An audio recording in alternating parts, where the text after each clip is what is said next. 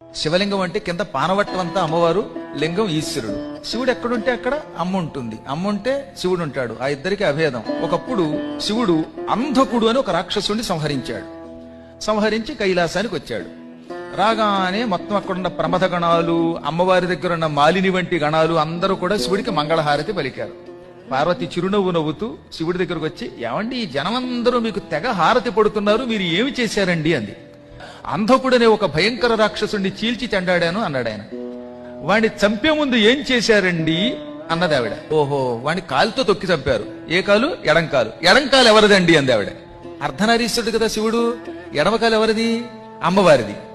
ఎడంకాలుతో తొక్కి చంపారా, కాలు ఎవరిది అనగానే ఆయన ఒక క్షణం ఆగి చిరునవ్వు నవ్వి, ఎడంకాలు ఎవరిది? నీదే, నువ్వే కదా అన్నట్ట. మరి తొక్కి చంపింది నేనైతే ఈ వెర్రి జనం అంతా మీకు మంగళహారతి పడతారు ఏమిటండి అంది ఆవిడ. నేనేదో పుణ్యం చేసుకున్నాను, చంపేది నువ్వైనా, పనులు చేసేది నువ్వైనా, వంట చేసి పెట్టేది నువ్వైనా, పులిహోర పెట్టేది నువ్వైనా, కీర్తి నాకు వస్తుంది అన్నాడు.